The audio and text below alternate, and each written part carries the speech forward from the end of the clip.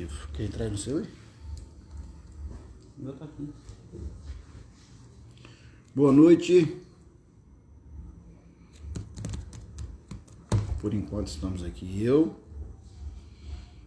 Dan, Bárbara, Jesus conosco. Aloysio, boa noite, meu irmão. Bem-vindo. Vamos convidar nossa amiga aqui.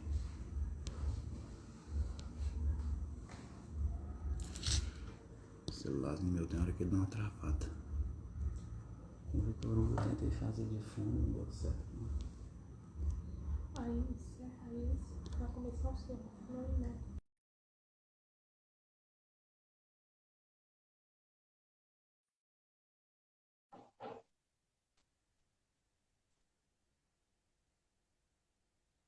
Boa noite, Jane. Boa noite, Leda.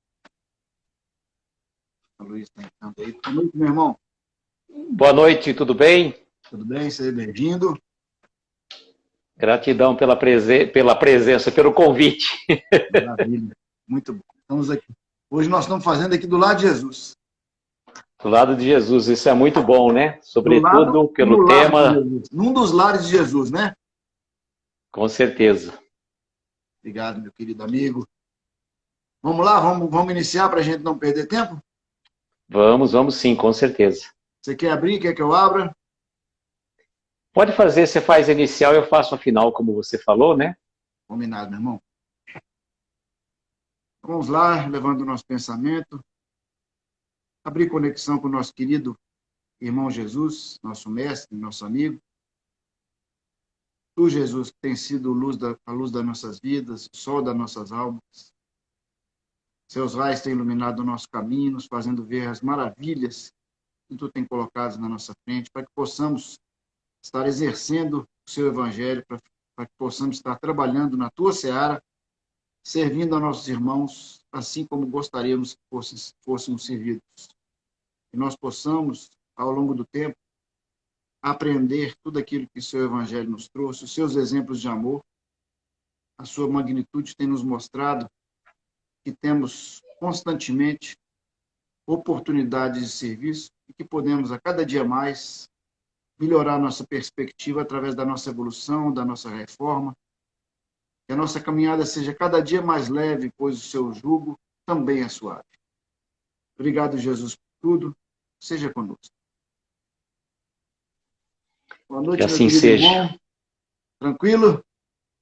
Tudo bem, graças a Deus, estamos aqui. Vamos falar de algumas passagens do Evangelho, né? Exatamente, né, Jair? Quando você me perguntou o tema, eu gosto muito desse tema que a gente coloca de uma forma aberta, porque ele nos dá a possibilidade de falar de vários assuntos. Boa Nova, o Evangelho, né? Antes da gente entrar propriamente dito nas passagens que nós selecionamos, por que Boa Nova, o Evangelho? Porque, na verdade, é sinônimo, né? A Boa Nova é, na verdade, o sinônimo de Evangelho.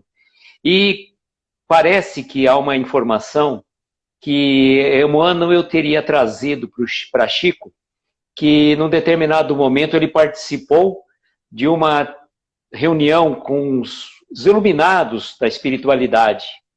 E Emmanuel disse ao Chico que ele se sentia um crocodilo frente ao tanto conhecimento que esses irmãos tinham sobre o conceito do Evangelho. E que a novidade ainda era o Evangelho.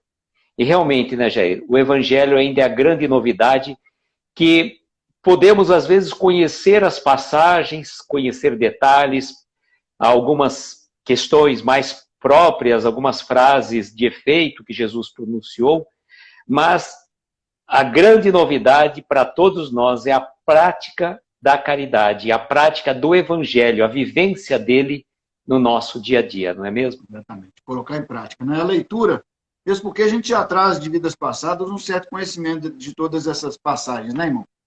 E essa leitura que a gente faz no dia a dia, é impressionante como a cada vez que a gente lê uma determinada passagem, um determinado capítulo, como a nossa maneira de enxergá-lo, de vê-lo, e a possibilidade, como você falou, de colocá-la em prática no dia a dia, se apresenta cada vez mais clara, né? É através da nossa maturidade espiritual, do nosso conhecimento, da nossa vivência na casa espírita, né? É que nós vamos crescendo nessas possibilidades, né? A maneira como Kardec também nos trouxe o nosso evangelho é muito legal, porque ele traz as passagens nas aberturas dos capítulos, e depois de todas os subitens, tem sempre as instruções dos espíritos que nos clareiam a visão daquelas passagens, né, irmão? Com certeza. E, na verdade, é isso, né? O Evangelho, segundo o Espiritismo, traz, na verdade, esclarecimentos da prática coisas que talvez não entendíamos lá no passado, porque Jesus muitas vezes falou por parábolas, colocou algumas formas alegóricas de fazer a menção dos acontecimentos, e o que veio o Evangelho segundo o Espiritismo, na codificação de Kardec, trazer para nós a base, né, do dia a dia, sem o véu daquelas situações que aconteciam, né? Sim. Vamos dar boa noite a todos os irmãozinhos que têm entrado aí. Certamente que vários são seguidores da sua página, né? Eu agradeço aos amigos que estão conosco. Infelizmente não consigo cumprimentar a todos, né? Quando a gente está numa live dupla fica mais difícil. Mas gratidão a todos vocês, amigos do coração. Eu também sempre tenho acompanhado o amigo, gosto muito das suas colocações. E a forma como você vem nos colocar, essa é exatamente a grande terceira revelação, né? Tivemos ali com Moisés as leis da justiça, com Jesus as leis do amor, e agora vamos conhecendo a verdade de uma maneira um pouco mais raciocinada, né? Essa fé é mais explicada pela doutrina espírita, porque a gente consegue compreender coisas, como você bem falou, e a próxima live que nós vamos fazer às 20 horas, as parábolas enigmáticas de Jesus. Ele falava por meio de parábolas exatamente para que a gente pudesse, a cada tempo, em todo o tempo, e a cada momento da humanidade, a gente pudesse enxergá-la de uma maneira, né? Quando o Merlânio escolheu a palavra enigmática, é exatamente por causa da questão, a maneira como ele se utilizou para isso, né, meu querido? Exatamente. E Jesus utilizava, né, por uma simplicidade da época, ele contava histórias. E não existe forma melhor de gravarmos. A gente pode prestar atenção. Se você vai assistir uma palestra, e eu tinha um amigo nosso aqui, hoje no plano espiritual, Antônio Cassalti, aqui de Araraquara, que ele sempre fazia as palestras de sextas-feiras contando histórias de Hilário Silva, Humberto de Campos, tudo mais, e ele dizia assim, que se dada das palavras que ele tinha dito, ficasse, a história levava realmente. E Jesus trouxe com profundidade, né, as histórias, as passagens do seu evangelho, que nos fazem refletir até hoje, sobretudo, não é mesmo? Sim. Eu queria, antes que a gente entrasse, como se diz, propriamente dita no tema sugerido, eu vejo que você tem feito seguidamente estudos maravilhosos sobre o nosso querido gigante deitado, né? Essa escolha tem sido, alguma sequência que você tem feito, ou o personagem mesmo te atrai de forma... Que, na verdade, é o seguinte, o Jerônimo Mendonça, nós tivemos a grata satisfação de conhecê-lo e conviver com ele durante algum tempo. Oh, que bênção. Numa das viagens que fizemos a Uberaba, o nosso grupo, né, para conhecer o trabalho do Chico na época, o nosso grupo conheceu o Jerônimo Mendonça, que ia praticamente a cada 15, 20 dias a Uberaba, e por conta disso nós conhecemos o Jerônimo e travou-se uma amizade tão maravilhosa entre o nosso grupo de Araraquara com o Jerônimo, e todo mês do seu aniversário, 1º de novembro, o Jerônimo passava em Araraquara.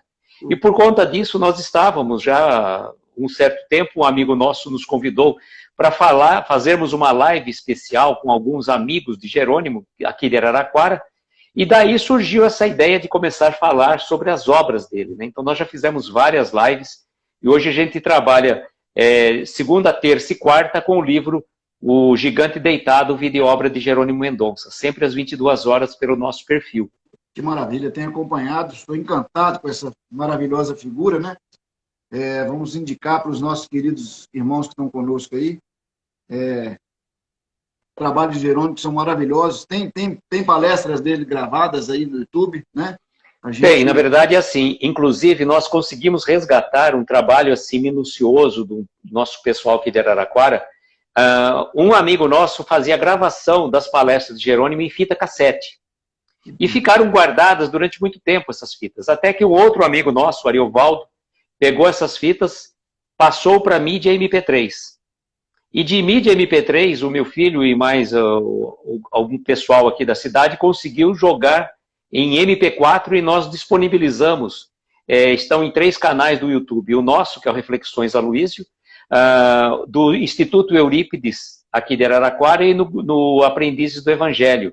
Então, lá nós temos mais de 20 palestras em áudio de Jerônimo na época de 1986 a 1989. E elas são atualíssimas. Se você prestar atenção, por sinal, quando terminarmos esse livro, nós vamos começar a fazer lives, aí já não mais praticamente todo dia, mas uma vez por mês, sobre as palestras de Jerônimo, sobre o tema principal que ele focou na época das suas palestras.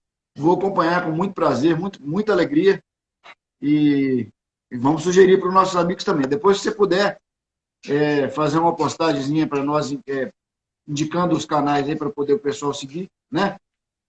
Faço sim. Reflexões. Mas é o nosso canal do YouTube, Reflexões Aloísio. Tá. Depois eu passo os outros para você também. Faço uma divulgação específica. Combinado. Meu querido, vamos lá para a leitura? Vamos lá. Nós vamos fazer o capítulo 10º, né? Nós pegamos 2 partes, né? Uma parte do capítulo 10º e posteriormente do capítulo 13 do Evangelho. Joia. Vamos lá. No 10º nós vamos ler o item: não julgueis para não ser julgado, certo?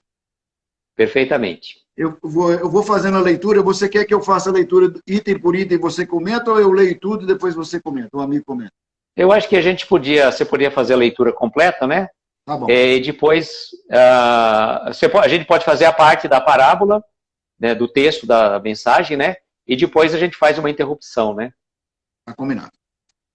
Vamos lá. Capítulo 10º, Evangelho segundo o Espiritismo. Bem-aventurados que são misericordiosos, não julgueis para não ser julgados. Atire a primeira pedra aqueles que estiverem sem pecado. A passagem está no item 11. Não julgueis a fim de que não sejam julgados, porquanto sereis julgados conforme haver julgado os outros.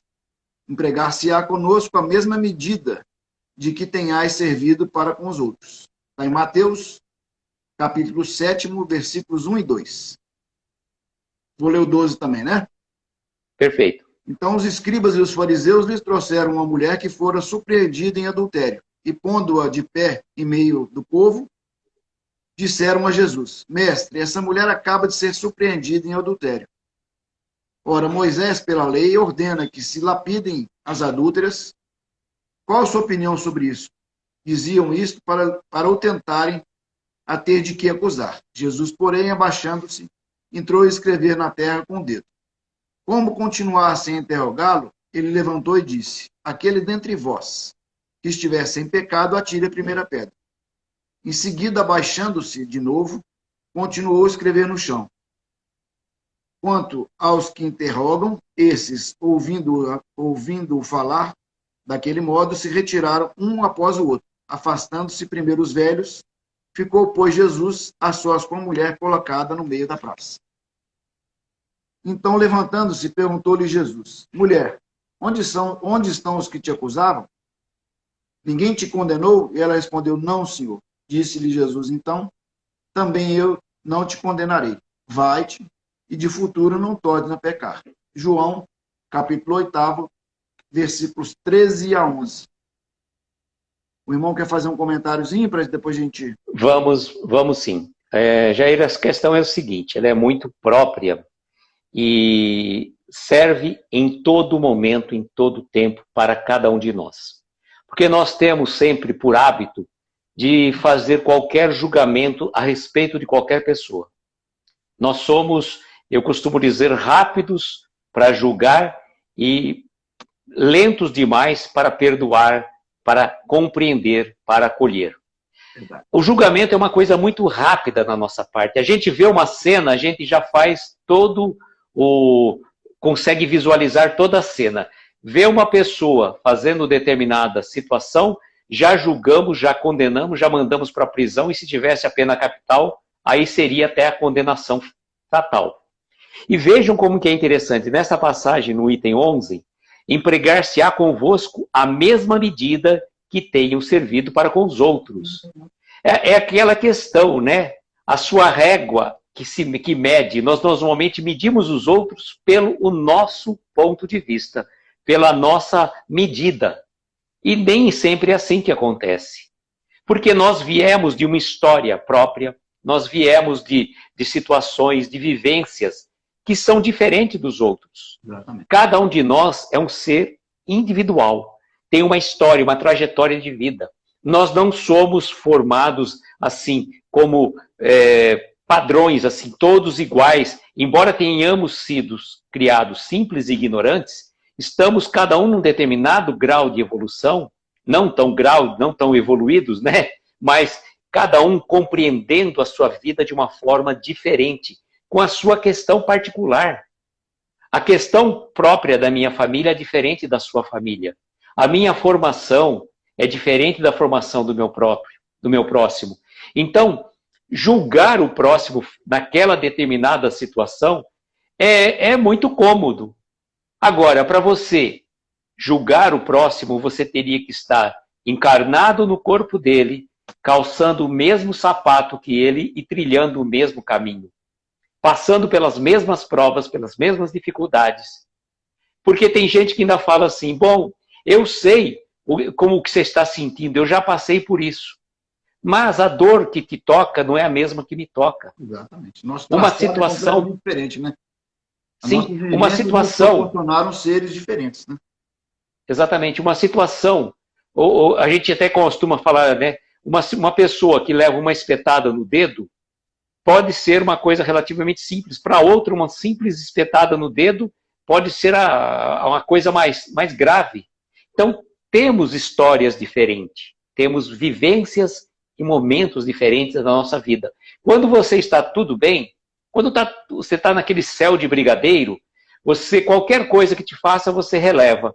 Mas se você está num dia não muito legal, passou por alguma situação, está passando por uma situação diferente, aquelas coisas que eram relativamente simples já se torna diferente. E esta passagem... O Jorge fez um comentário muito interessante. A crítica é rápida e impiedosa, a autocrítica é lenta e tendenciosa. Essa é a nossa forma de... A gente é indulgente, benevolente, perdoador com nossos erros, né? Com o do próximo. Sim. Sempre temos essa dificuldade. Na verdade, a gente fala assim, os nossos deslizes, as nossas falhas, agora o erro do próximo, é a questão da trave e do argueiro, né? Aquela questão também muito própria que Jesus traz no seu evangelho. Agora, esta passagem, Jair, que a gente tem que trazer algumas questões muito particulares.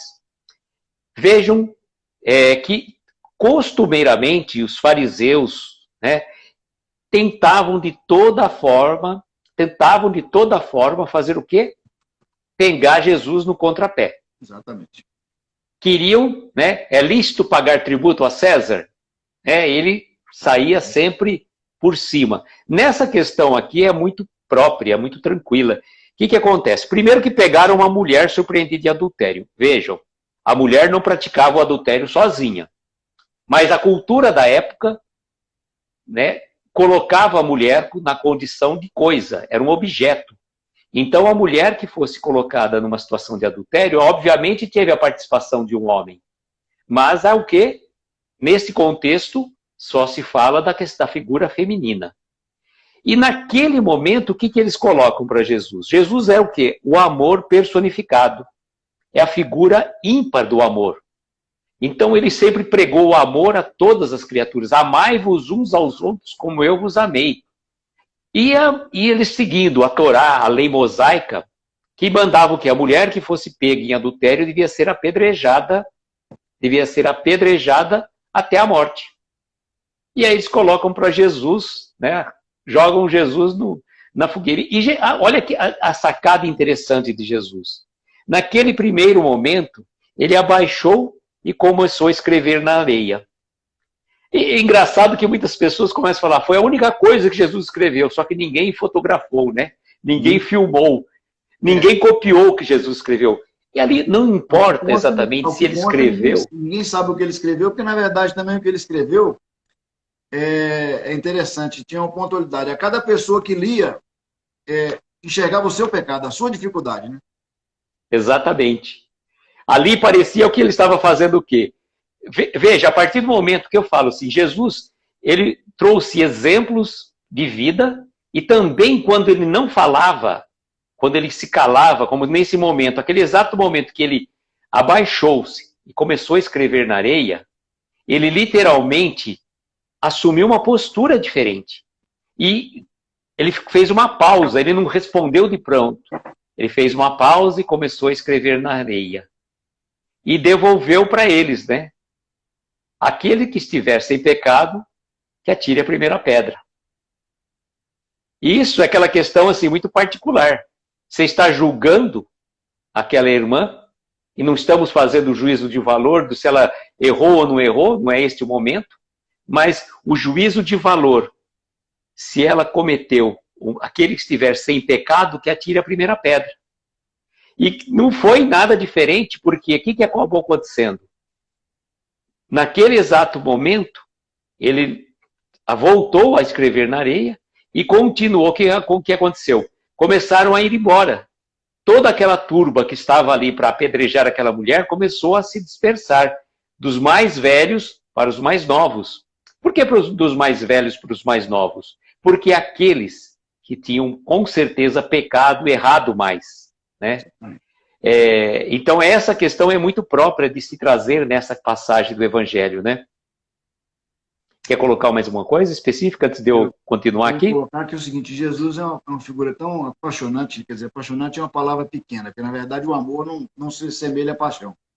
Mas é o primeiro grande advogado, o primeiro grande médico, o primeiro grande feminista, né? Quer dizer, a noção de justiça ela é o parâmetro para todas as coisas, muito interessante.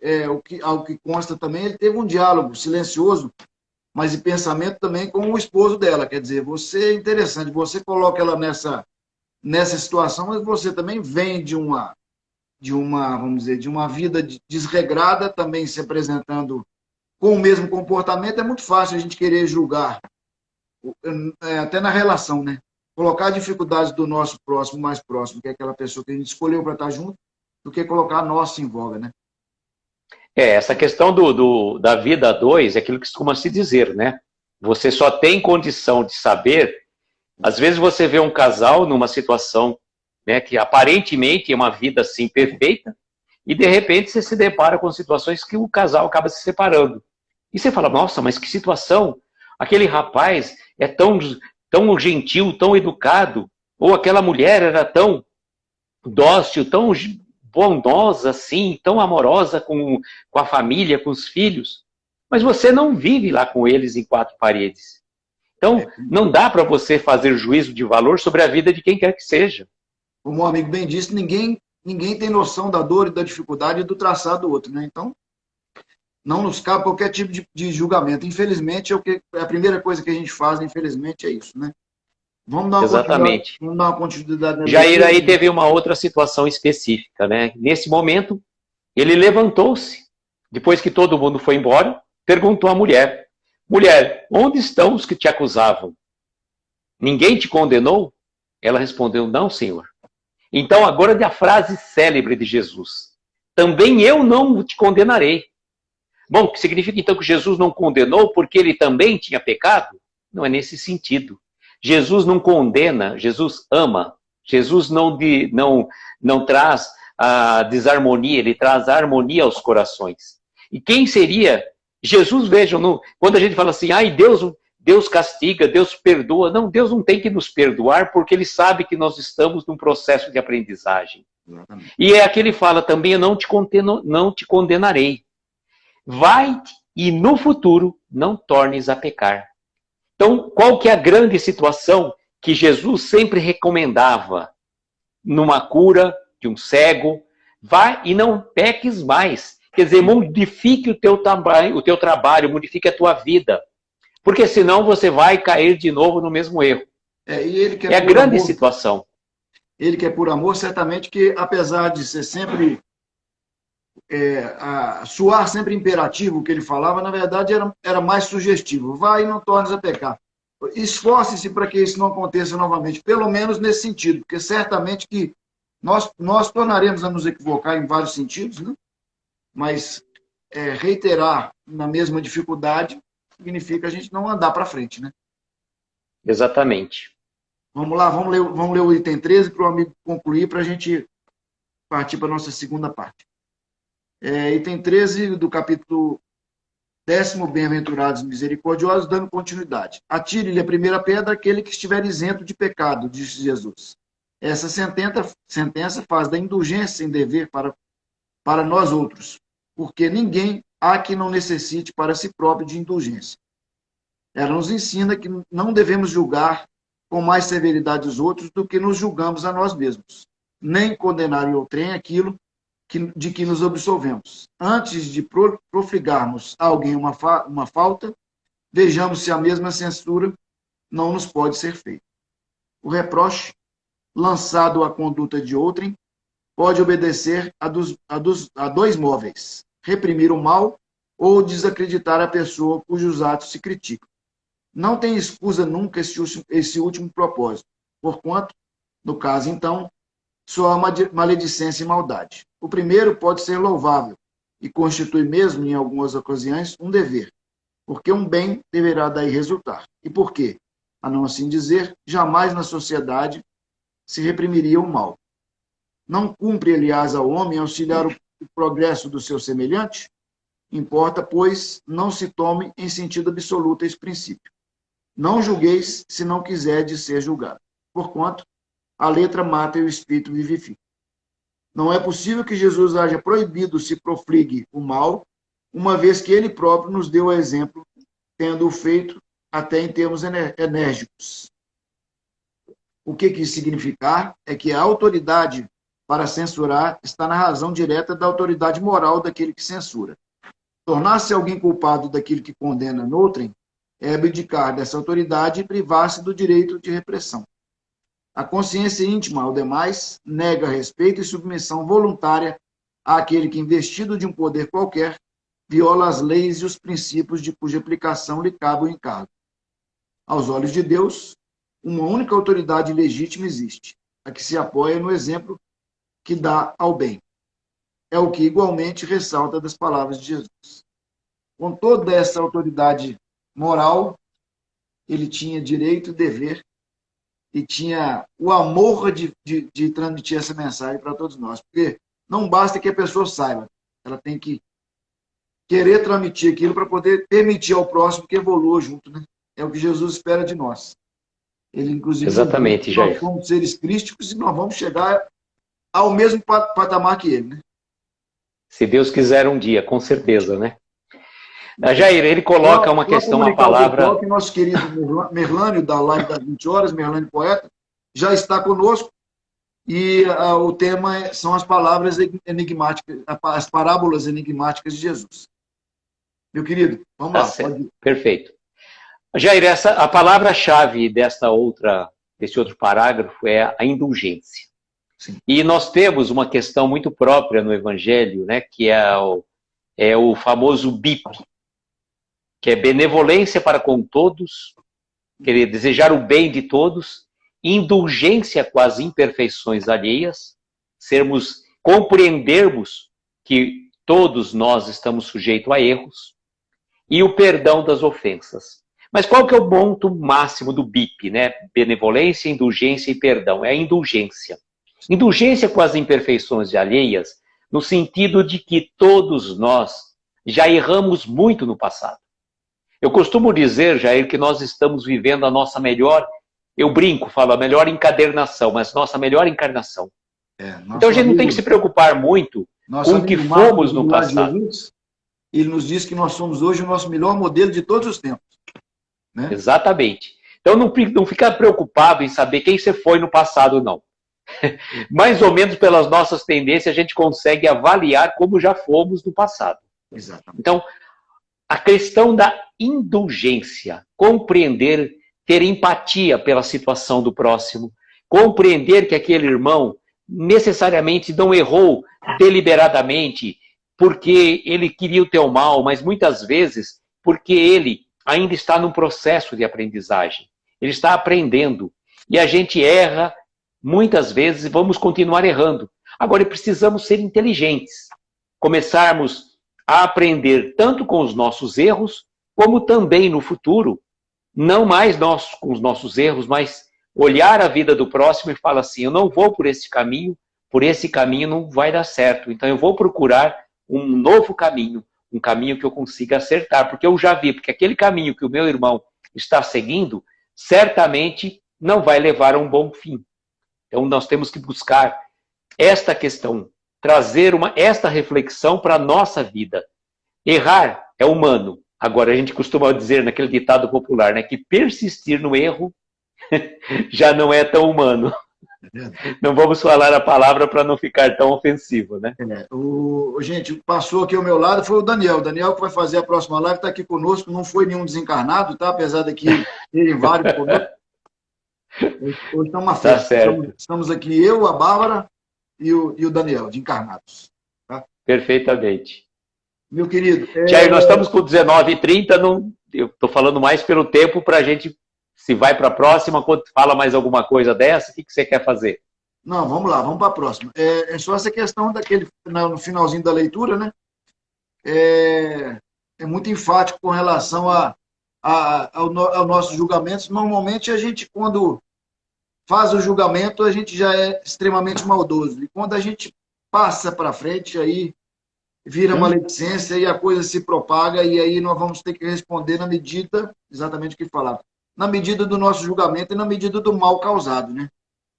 Exatamente. Tem uma questão, Jair, que eu falo assim, enquanto está só no teu pensamento, exatamente. Tá, você está ali, nossa, imaginando coisas, julgando, fazendo conjecturas, né, fazendo todo um quadro, né, de uma daquelas novelas mexicanas, né? Como você diz, aí quando você está fazendo, se você tá elaborando a sua acusação, né? Sim. Só que a partir do momento que você manifesta aquilo que você pensou, você já não tem mais o que fazer. Aí ficou difícil, porque você já colocou para fora. Exatamente. Então, feito isso, a responsabilidade nossa aumenta. Enquanto está só no pensamento, é que eu costumo dizer, nós temos que vigiar primeiramente o nosso pensamento, depois a nossa fala e depois as nossas ações. Mas o freio de mão tem que estar puxado no pensamento. Veio um pensamento não muito bom, vamos virar a página do livro e vamos tentar trazer um pensamento melhor, não é? E como a gente carrega essas imperfeições de muito tempo, o nosso cabedal é extenso, o que eu penso é que a gente tem diante de uma possível avaliação, a gente tem que pensar pelo menos o seguinte, eu não posso ficar com uma das versões e eu tenho que procurar avaliar. O ideal é não avaliar nada nem ninguém. Mas se me vier à vontade, tentar sempre lembrar que para cada situação ou para cada pessoa tem sempre o lado positivo, né? Temos que pensar que a pessoa já evoluiu, se ainda está numa dificuldade, que nos parece às vezes até meio absurda, não deveria ser assim, porque nós também temos normalmente as mesmas dificuldades. Mas a gente tem que pensar que a pessoa hoje já é, como diz o Marcos, ele me corrigiu, a sua melhor versão. Não é o melhor modelo, é a melhor versão, né? Sim. Irmão, nós vamos agora para o capítulo, eu gostei demais da sua escolha, foi muito pontual. Agora nós vamos para o capítulo 13º, não é isso? Exatamente. O óbolo da viúva, né? Não saiba a vossa mão esquerda o que dê a vossa mão direita. Isso. O capítulo 13º, como o Luiz já falou, é exatamente essa. Não saiba a vossa mão esquerda o que dê a vossa mão direita, lembrando que elas são muito próximas uma da outra, intimamente ligadas, se conhecem profundamente, é muito difícil você esconder de uma mão o que a outra está dando, porque é muito, né? Mas vamos lá. Às vezes você faz até assim, né? Exatamente. A mensagem já vai na própria escrita. Vamos lá. O item que eu vou ler é o óbolo da viúva. Está no item 5º. Estando Jesus sentado defronte ao gasofilácio, a observar do modo que o povo lançava ali o dinheiro, viu que muitas pessoas ricas o deitavam em abundância.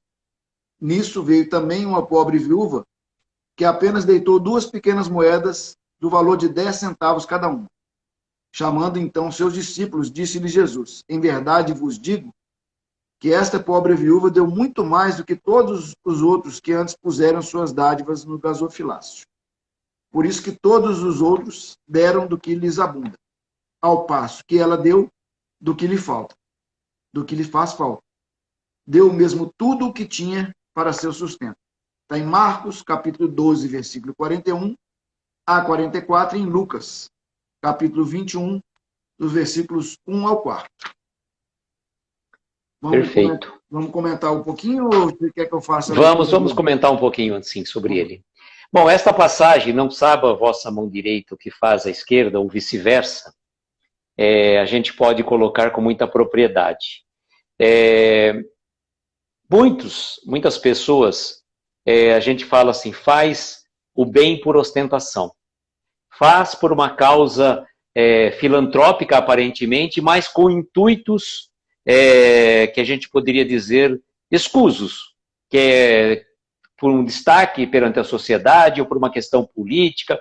Por qualquer razão, a pessoa não está fazendo o seu ato de filantropia, não de caridade, tá? De filantropia por uma questão com intuito próprio, né? Então, ele está fazendo uma troca. Vou fazer uma campanha para arrecadação de gêneros alimentícios para o pessoal lá de Recife, que está sofrendo bastante por conta das chuvas, só que eu começo a querer aparecer. Aí, dali a pouco, eu já me lanço numa campanha para isso, ou eu já quero ter pessoas ao meu lado para que eu consiga destaque perante a sociedade, que seja. E muito tempo, Jair, eu ficava assim, criticando algumas posturas desse tipo. Eu criticava, falava, nossa, a pessoa está fazendo para questão para aparecer. Está querendo com o intuito disso, daquilo, aquilo outro. Até que um dia me passou uma intuição falando mais ou menos assim, tá bom. Por mais que essa pessoa esteja fazendo com segundas, terceiras, quartas intenções que seja, ainda assim ele está fazendo. Aí veio a pergunta, e você? O que você está fazendo? Você só está criticando. Então, a gente cai até ligando no outro tópico, né? Você já está julgando, você julgou o outro, só que você não faz nada. Exatamente. Literalmente. Então, não que o outro está fazendo errado. Não, pode não ser correto do teu ponto de vista, mas ele está fazendo alguma coisa, ainda assim ele está fazendo. Agora você só fica criticando, não saiba, mostra a mão esquerda que faz a direita. Aí você fica com todo esse lado de moral e você literalmente não faz nada. Então, é mais útil essa pessoa que com todo o interesse escuso que seja, que ele está fazendo alguma coisa, do que você simplesmente com toda a sua falsa moralidade não fazendo nada. Irmão, então a gente precisa se questionar nisso. Quando a gente aponta o dedo nessa questão, nós estamos agindo exatamente como foi falado ali no capítulo 10º, logo ali atrás. Nós estamos apontando o dedo, julgando uma pessoa sem conhecer a verdade e a totalidade daquele trabalho, né? Exatamente. A maioria das vezes as questões são mais filantrópicas do que caritativas, mas eu acho que quando o bem, em certa medida, tem que ser divulgado, porque, na verdade, o mal é um pouco escandaloso. Exatamente. Algumas campanhas que são feitas, elas também têm que apresentar uma prestação de contas. Como se faz, o porquê se faz é que é o importante. Na verdade, o objetivo é nobre, né? O que as pessoas vão julgar naquela meio do caminho não tem muita importância, porque a questão sou eu com meu Deus, na verdade. A minha consciência, o primeiro parâmetro, e o segundo, que é a visão de Deus sobre mim, porque ele me conhece perfeitamente, né? Nenhum de nós consegue nos esconder da nossa consciência e da visão divina. Julgamento não, porque Deus não está julgando a ninguém. Quem faz julgamento somos nós próprios na nossa condição evolutiva, né? Exatamente. Essa questão que você falou é muito importante. Você faz uma campanha, você arrecada gêneros alimentícios, ou você faz uma arrecadação de verbas. É imperioso a prestação de contas. Você fotografa, você mostra, divulga. Você está aparecendo. Não é questão de querer para aparecer. Eu costumo sempre dizer, Jair, é o seguinte, quem tem que aparecer aqui não é eu, não sou eu, não é o Jair, nem é ninguém. É a mensagem do Evangelho. Quem tem que ter seguidor é Jesus. A gente não, a gente é mero instrumento aqui que empresta a nossa voz, a nossa imagem, e um pouco do nosso conhecimento, mas quem tem que aparecer é a mensagem do Evangelho. Quem tem que ter seguidores é Jesus. Esse sim. Nós não, nós somos instrumentos. Agora, entrando... Não estamos fazendo... Porque o que se diz é que a maior caridade que se pode fazer para a doutrina espírita é estar divulgando. Mas acho que no nosso caso, a maior caridade nós estamos fazendo conosco mesmos, porque na verdade estamos nos colocando a trabalho, né? Exatamente. E também, Jair, tudo aquilo que a gente fala... Na nossa casa, deitado na cama, como a gente fazia bem pouco tempo. Graças a Deus, estamos aproveitando essa oportunidade de estar falando um pouquinho desse evangelho maravilhoso que é a cartilha, como você falou. Quando a gente, a partir do momento que a gente se omite, nós estamos deixando de trabalhar, né? Exatamente. E eu falo uma coisa, Jair, como você está dizendo, as lives, palestras que a gente faz, na verdade é para a gente. Exatamente. É para uma autorreflexão, para que a gente consiga prestar atenção naquilo que você está falando. E é muito importante, muitas vezes eu faço isso, de acordo com o tema que eu abordo, no dia seguinte eu estou ouvindo. E parece que é uma outra pessoa falando para mim aquilo mesmo que eu acabei de dizer. Sou eu falando, mas essa reflexão é importantíssima para a gente, entende? Exatamente. Agora, entrando na... Cada vez que a gente fala um pouquinho, a gente absorve um pouquinho mais, Luiz, e aí é o seguinte, é natural, como você falou, que se a gente, a princípio, faz a coisa de maneira automática, e às vezes até visando alguma visibilidade, às vezes até nutrindo um orgulho e a vaidade, com o passar do tempo, isso passa a ser... o amor passa a entrar dentro daquelas ações e a gente passa a fazer de uma maneira mais realmente como Jesus espera da gente, né? Não faz muito Exatamente. mal também o que vai vir de julgamento das pessoas, porque de qualquer forma elas vão falar e vão pensar da gente. No momento que nós estamos, certamente tudo que a gente posta será avaliado de alguma forma. O importante é a nossa consciência, né? Exatamente. Bom, entrando agora praticamente no óbolo da viúva, sim, é uma passagem que a gente... É uma coisa mais ou menos assim, a gente parece que faz uma viagem no tempo. Como se nessa leitura dessa passagem a gente voltasse no tempo de Jesus e estivesse ali ao lado dele, né, praticamente próximo a ele, e ele só observando o que estava acontecendo ali naquela situação. O gasofilácio nada mais é do que um local específico onde os judeus faziam as doações. E muitos deles tinham ali acho que é a cultura da época, que eles tinham que trocar as trombetas. Quanto mais se doava, então soavam as trombetas para mostrar as doações e tudo mais. E ele percebeu que ali, num determinado momento, foi uma pobre viúva. E vejam que a situação da viúva, a mulher, como a gente sempre coloca, né, a partir do momento que ela ficasse viúva, ela perdia praticamente todo o seu pertencimento perante a sociedade. Sim. Era praticamente colocada à margem da sociedade. Olha que situação de discriminação da época. E ele viu que as pessoas deitavam, né, colocavam muitas moedas e faziam bastante barulho. Mas ele percebeu que aquela pobre viúva deu apenas 2 pequenas moedas. Mas a grande questão é essa, né? Quando você vai fazer a caridade, no caso ali, ela distribuiu não do que lhe faltava, não do que lhe sobrava, mas do que lhe faltava. Era praticamente a sua subsistência. Mas ela distribuiu aquilo com amor, com fé, porque ela não fez uma doação para querer aparecer, ou não estava usando uma moeda de troca, como alguém fala assim, olha, eu vou fazer faço uma promessa que se eu conseguir tal coisa, eu vou fazer isso, essa troca com a espiritualidade. Não estava fazendo isso. Ela estava fazendo de coração, de peito aberto. Por isso que Jesus chegou e falou assim, ela deu até o que lhe faltava, tudo que tinha para o seu sustento. E quando a gente faz isso, eu falo assim, quando você fica feliz pela felicidade do próximo, quando você faz algo em benefício de alguém desinteressadamente, não tem preço, né? Não tem preço. A alegria que você recebe é imensa. Na verdade, a gente costuma... A gente faz algumas ações externas do lado de Jesus. Então, a tarefa que a gente gosta muito ficou um pouco, vamos dizer, não diria prejudicada, porque a pandemia a gente não pode entender que ela tem prejudicado nada, não. Ela está nos dando o tempo de amadurecer e talvez quando a gente voltar para essas tarefas, fazer da maneira correta, né? Mas a gente voltava, por exemplo, uma comunidade que tem aqui próximo de Belo Horizonte, uma invasão de terra, Rosa Leão. Quando a gente voltava de lá, a impressão que a gente tinha é que a gente estava meio que flutuando.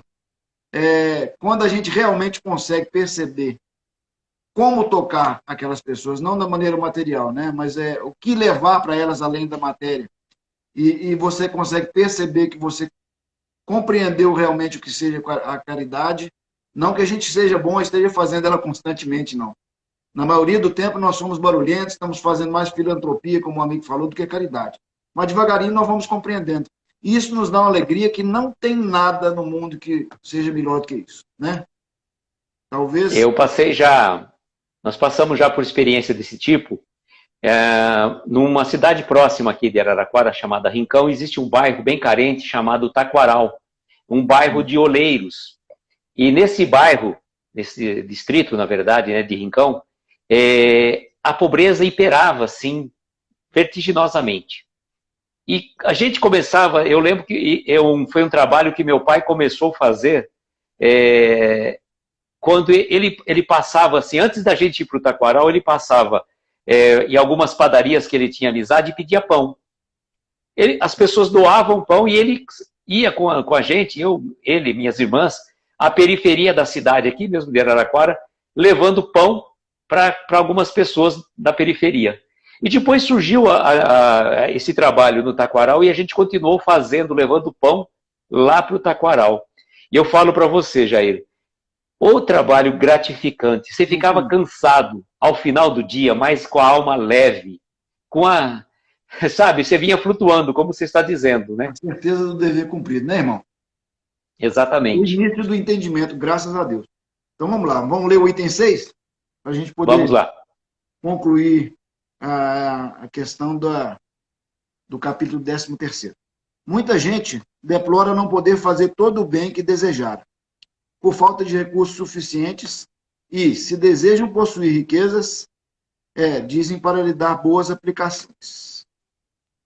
Sem dúvida louvável a intenção e pode, até em alguns casos, ser sincera.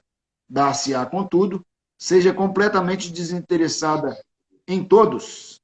Não haverá quem, desejando fazer o bem aos outros, muito estimaria poder começar por fazê-lo a si próprio, por proporcionar a si mesmo alguns gozos mais, por usufruir de um pouco do supérfluo que lhe falta.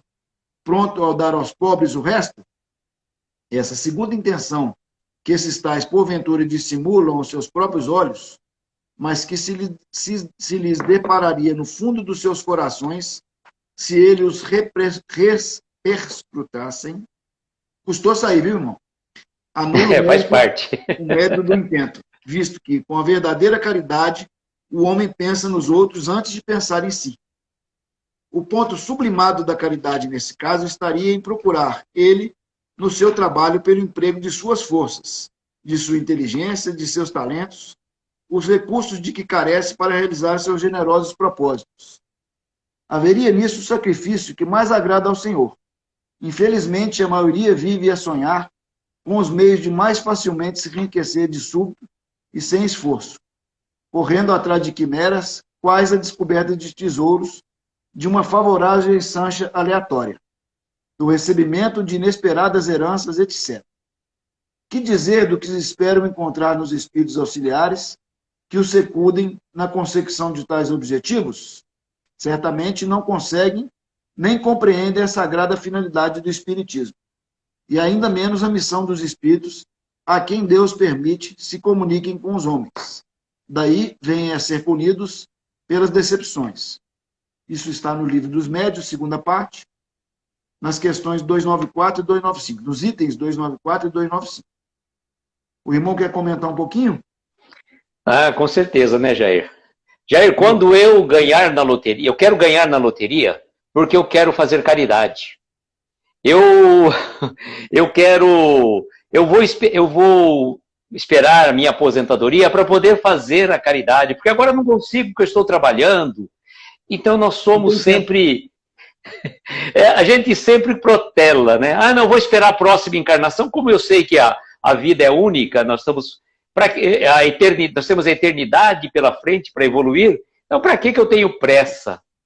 E a gente é muito engraçado, né? A gente é muito engraçado. A gente fala assim, não, eu eu tenho muito pouco, como que eu posso ajudar uma instituição necessitada? Como que eu posso fazer, que eu tenho pouco, vai faltar para mim, para o sustento da minha família? E o que eu falo engraçado a algumas pessoas, né, que o egoísmo impera ao extremo de falar assim, primeiramente para mim, depois para mim, mais um pouco para mim, aí se sobrar um pouco para minha família, e o resto mesmo, que não serve mais para nada, eu dou para os pobres. E ainda diz, eu sou muito caridoso. Né? Exatamente. Sou muito caridoso. E, na verdade, é isso, né? Isso é próprio. A gente sempre tem um sinão, né? Quando a gente é novo, a gente tem tempo, a gente tem saúde, mas não tem dinheiro. Quando a gente chega na certa idade, a gente tem saúde e dinheiro, mas alega não ter tempo. E quando a gente está idoso, aí a gente talvez já tenha dinheiro, já tenha tempo sobrando, mas talvez já não tenha saúde. Então, que a gente possa, a cada tempo, utilizar o que nós temos, e não colocando em voga aquilo que ainda não possuímos ou que deixamos de ter, para que a gente justifique os nossos erros, né? Nossos equívocos, vamos dizer assim. Porque sempre há tempo de servir. Se a gente não tiver tempo nem dinheiro, a gente pode lançar um olhar benevolente, a gente pode, como você falou, ser indulgente. Isso, por si só, já ajuda muito uma pessoa. Se a gente enviar para ela nossas pressas, nossas melhores energias, mesmo que a gente não despenda de tempo para ela, nem ofereça nada material, nós já vamos auxiliar demais. Muita ajuda que não atrapalha, né? É verdade. Aqui ele coloca um preceito muito importante, que a verdadeira caridade, o homem pensa nos outros antes de pensar em si. E eu lembro, é um fato muito triste, né, que aconteceu recentemente no Texas, mas veja a posição daquela professora, que ela pensou, né, em salvar as crianças e por conta disso ela não pensou primeiramente em se salvar. Sim. Ela não foi o pensamento, primeiro eu me salvo e as crianças, né? Não, ela, com o seu próprio corpo, ela... Aqui também em Minas, em Montes Claros, tivemos uma situação parecida com essa, naquela situação em que o cara colocou fogo na creche, né? A professora se colocou salvou a vida de algumas crianças, mas ela primeiro tomou atitude. Depois, o espíritozinho dela veio pensar o que ela tinha feito. Graças a Deus que, na verdade, foi de pronto a caridade, né, irmão? Sim, com certeza. E a gente tem que pensar sempre assim, Jair. Na verdade, a gente não precisa ter uma fortuna, achar que vai esperar a aposentadoria, esperar o tempo certo. O tempo é hoje. Amanhã é um futuro incerto, a gente não sabe nem se vamos estar aqui. O passado já foi, não dá mais para a gente retroceder. Eu errei, puxa, eu devia ter feito. Não, devia, não fez. Mas então, o que eu posso fazer a partir de hoje? Sim. Independentemente da tua condição social, financeira, econômica, ninguém é tão rico que não precise da ajuda de alguém e ninguém é tão pobre que não tenha nada para doar a alguém. Ainda que seja uma palavra, ainda que seja uma prece, ainda que seja uma orientação para alguém que está em sofrimento. Exatamente. Pérolas do Evangelho está nos premiando aí com vários comentários muito bonitos. A Elizabeth, é nossa querida amiga Elizabeth, de Campinas. Obrigado, querida. Um bom dia com amor, com um sorriso, um abraço. Nossa, isso aí já é um grande presente. A gente, no começo do dia, receber um bom dia com um sorriso, um abraço, já faz no nosso dia certamente bem melhor do que ele, porventura, poderia ser, né, irmão? Exatamente. Vou fazer a leitura do restante para o irmãozinho fazer as considerações finais, porque eu sei que você tem um compromisso agora às 20 horas, né? Exatamente, Jair. Aqueles cuja intenção está isenta de qualquer ideia pessoal, deverá consolar-se na impossibilidade em que se vê de fazer todo o bem que desejariam, lembrando-se de que o óbolo do pobre, do que dá privando-se do necessário, pesa mais na balança de Deus do que o ouro do rico, que dá sem se privar de coisa alguma. Grande seria realmente a satisfação do primeiro se pudesse socorrer em larga escala a indulgência. Mas, se essa satisfação lhe é negada, submeta-se e se limite a fazer o que possa. Aliás, será só com o dinheiro que se podem secar lágrimas e dever-se ficar inativo, desde que não tenha dinheiro. Todo aquele que sinceramente deseja ser útil aos seus irmãos, 1000 ocasiões encontrará de realizar o seu desejo. Procure-as e elas se lhe depararão. Se não for de um modo, será de outro, porque ninguém há aqui, em pleno gozo de suas faculdades, não possa prestar um serviço qualquer, prodigalizar um consolo, minorar um sofrimento físico ou moral, fazer um esforço útil. Não dispõem todos, à falta de dinheiro, do seu trabalho, do seu tempo, do seu repouso, para de tudo isso dar uma parte do próximo ao próximo. Também aí está a dádiva do pobre, o óbolo da viúva. Maravilhoso. Exatamente, Jair. É uma coisa muito interessante que às vezes eu me questiono. Algumas pessoas confundem a pobreza com humildade e a riqueza com orgulho. E a gente sabe que para vencer as nossas más inclinações, não adianta eu vir aqui pedir uma prova. Eu quero ter uma vida simples, trabalhar numa profissão assim bem simplesinha, porque eu vou conseguir domar o meu orgulho. A gente sabe que não é por aí. O orgulho, ele é inerente ao ser humano, independente da profissão que ele exerça. E nem sempre a riqueza é sinônimo de orgulho, de ostentação. A gente sabe de muitas pessoas que secretamente, utilizando até o preceito, né, não saiba a vossa mão esquerda o que faz a direita, exemplos marcantes como nós tivemos do Ayrton Senna, que só depois do seu desencarne que nós ficamos sabendo quantas entidades ele auxiliava. No silêncio. Sem que ninguém soubesse. O próprio Roberto Carlos, a gente já comentou, quanta ajuda que ele deu para o Lar Espírita Pouso do Amanhecer de Ituiutaba, lá do Jerônimo Mendonça. Então, essa é uma verdadeira caridade que você faz, independente. Então, vamos supor, Roberto Carlos, o próprio Ayrton Senna, precisariam ser pobres para poder fazer a caridade? Não, pelo contrário. Fizeram de uma forma velada, sem que ninguém ficasse sabendo. Na verdade, nós temos que compreender que é o seguinte, é impossível a gente definir qual prova seja mais difícil. Né? Nós já tivemos até em alguns estudos aqui do lado de Jesus, esse saudável debate. Né? A prova da riqueza ou a prova da pobreza, ambas são muito difíceis. Né? Eu lembrei do vídeo do Fábio De Luca, do Amigos da Luz. Algumas provas são muito difíceis. A prova da beleza, por exemplo, eu, graças a Deus, não tenho que passar por ela, viu, irmão? Meu, Jair, eu lembrei do vídeo do Amigos da Luz, do Fábio De Luca, que ele ficava pedindo para Deus assim, ó, me dá, não, eu já passei por outras provas, agora eu preciso de uma prova mais difícil, da riqueza, ser um milionário. O Haroldo também tem uma live muito boa que ele fala, né? Posso vir rico? Não, você já veio rico e já fez besteira. Posso vir bonito? Não, já veio bonito e fez besteira. Então eu posso nascer em Paris? Não, você vai nascer no Vale do Pinhões, né? Tá certo, E aí ele fala, ó, graças ao trabalho, eu me tornei um juiz, mas fala de uma maneira muito humilde, e está aí servindo a Jesus, divulgando essa doutrina maravilhosa e sempre nos presenteando, né, com ensinamentos muito legais. Assim como meu irmão Aloysio, que eu tenho acompanhado sempre, se dedica muito às lives. Tem semana que você faz uma meia dúzia de lives, né, irmão? Às vezes que nem, por exemplo, eu tive uma palestra ontem, e estamos nessa live hoje, né? Onde nós tivemos uma palestra às 18 horas no Centro Espírita Ismael, aqui de Araraquara, e hoje aqui com vocês. Mas normalmente eu estou fazendo segunda, terça e quarta, porque nós voltamos às atividades presenciais na nossa Casa Espíritas às sextas-feiras. Então, às sextas-feiras eu vou na atividade presencial da nossa Casa Espírita.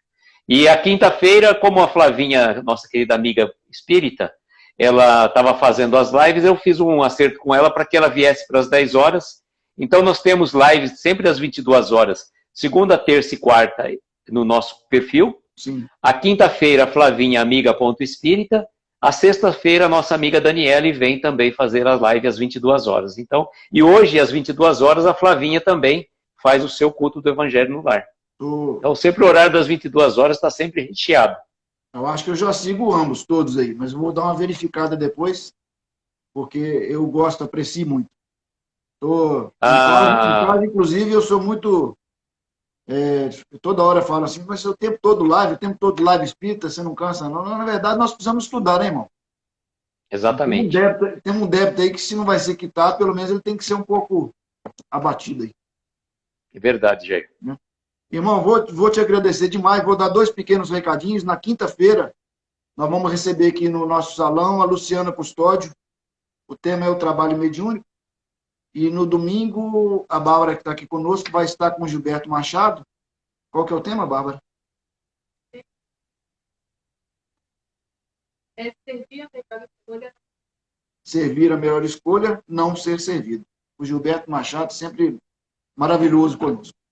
Muita gratidão, meu querido. Se você tiver um espacinho na agenda no segundo semestre para estar conosco de novo, vai ser um grande prazer. Podemos pensar, sim, Jair. Podemos marcar aí, já deixar pré-agendado, se Deus quiser, estaremos aqui sim, com certeza. Tá legal. E se você quiser fazer uma precezinha para nós, por favor. Faço sim, Jair, com prazer.